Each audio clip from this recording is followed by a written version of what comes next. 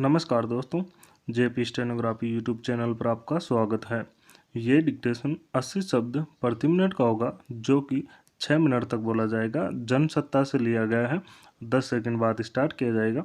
दोस्तों, अगर आप चैनल पर पहली बार आए हैं तो चैनल को सब्सक्राइब जरूर करें, साथ ही बेल आइकन भी ऑन कर दें ताकि आपको डेली नए नए शब्दों के डिक्टेशनों की नोटिफिकेशन सबसे पहले मिलती रहे। स्टार्ट।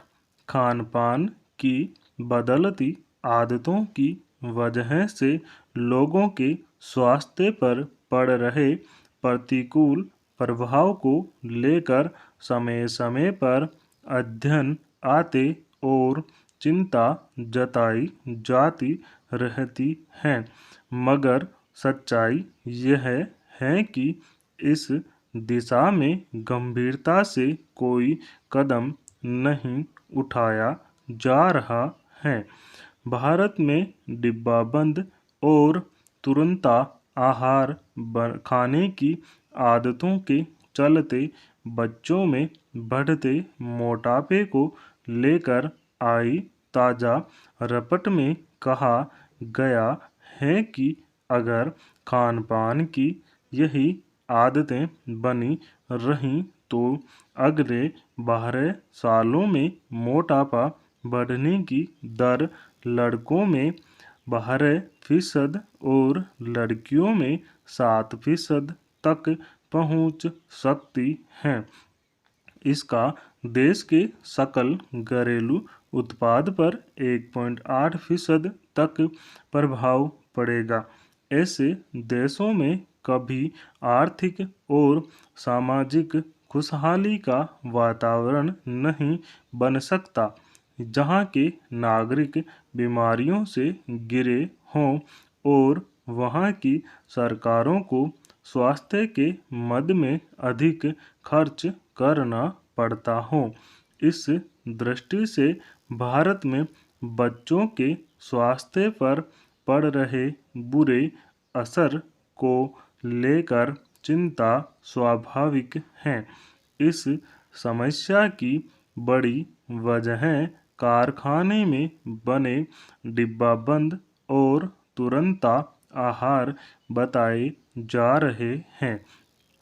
इसलिए पहली नज़र में सरकारों से अपेक्षा की जाती है कि इस तरह के खाद्य के चलन और उनके प्रचार प्रसार पर नियंत्रण करें, मगर यह केवल सरकारों के प्रयास से संभव नहीं है। नागरिक सहभागिता भी जरूरी है। अब बड़े शहरों तो क्या छोटे कस्बों और गांवों तक कारखानों में तैयार तुरंत आहार और पेय आसानी से उपलब्ध हैं। बच्चे स्वाभाविक रूप से उनके प्रति आकर्षित होते हैं। माता पिता भी लाड प्यार या नासमझी में बच्चों को ऐसे खाद्य देने से परहेज नहीं करते। अब तो कई खाद्य इस तरह बच्चों के जीवन का हिस्सा बन चुके हैं कि माता पिता ने भी स्वीकार कर लिया है कि हल्की फुल्की भूख में तुरंत आहार ही विकल्प है। सबसे बुरी, बहुत सारी कंपनियां घर घर सामान और खाना पहुंचाने के धंधे से जुड़ गई हैं। तब से डिब्बाबंद खाद्य का कारोबार लगातार ऊपर की तरफ बढ़ रहा है।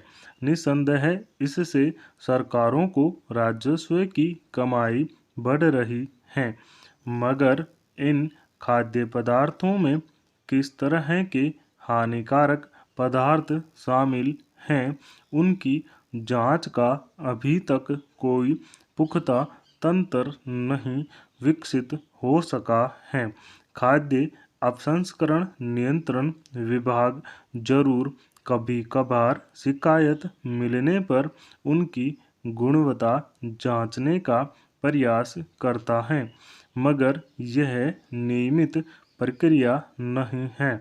इसी ढिलाई का नतीजा है कि स्थानीय स्तर पर भी बहुत सारे तुरंत आहार बनाने वाले कारखाने खुलते और कारोबार करते देखे जाते हैं, जबकि तुरंत आहार के कारोबार में शामिल नामी बहुराष्ट्रीय कंपनियों तक के उत्पाद की गुणवत्ता पर सवाल उठते रहे हैं।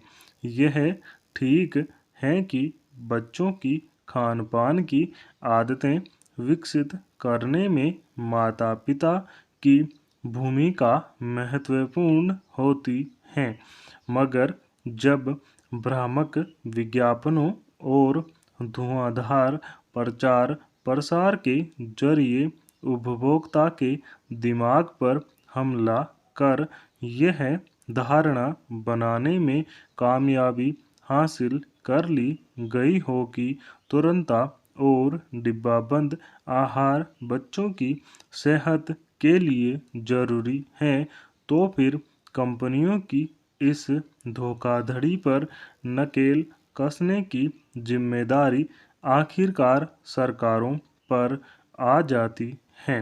हर साल अलग अलग अध्ययनों में बताया जाता है। स्टॉप। दोस्तों, इस डिक्टेशन का पीडीएफ लिंक डिस्क्रिप्शन में मौजूद है, आप वहां से जाके डाउनलोड कर सकते हैं। साथ ही ये डिक्टेशन और इसका पीडीएफ व्हाट्सएप ग्रुप पर भी शेयर किया जाता है, जिसका लिंक डिस्क्रिप्शन में मौजूद है, आप ज्वाइन कर सकते हैं। दोस्तों, अगर डिक्टेशन अच्छा लगे, पसंद आए तो लाइक शेयर जरूर करें। Thank you.